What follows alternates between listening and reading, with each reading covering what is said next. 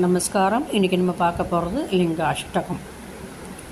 ब्रह्ममुरारिसुरार्चितलिङ्गं निर्मलभाषितशोभितलिङ्गं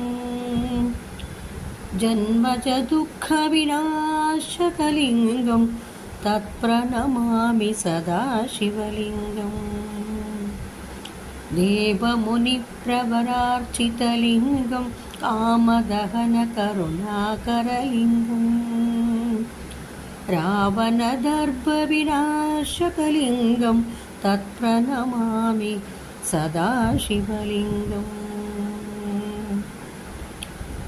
सर्वसुगन्धिसुलेभितलिङ्गं बुद्धिविवर्धनकारणलिङ्गं सिद्धसुरासुरवन्दितलिङ्गं तत्प्रणमामि सदा शिवलिङ्गम् कनकमहामणिभूषितलिङ्गं पणिपतिवेष्टितशोभितलिङ्गं दक्षसुयज्ञविनाशनलिङ्गं तत्प्रणमामि सदा शिवलिङ्गम्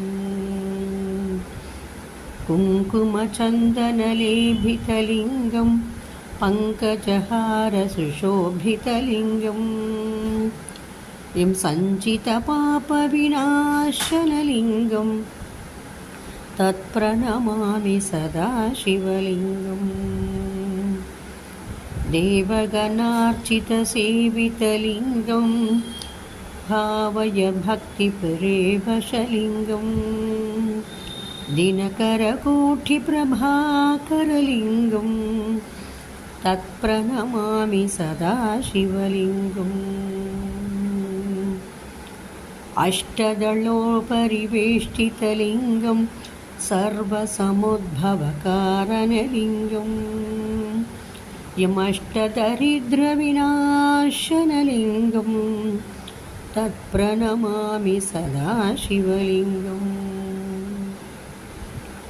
सुरगुरुसुरवरपूजितलिङ्गं सुरवनपुष्पसदार्चितलिङ्गं परात्परं परमात्मकलिङ्गं तत्प्रणमामि सदा शिवलिङ्गम् लिङ्गाष्टकम् इदं पुण्यं यत् पठेत् शिवसन्निधौ शिवलोकमवाप्नोति शिवेन सह मोदते।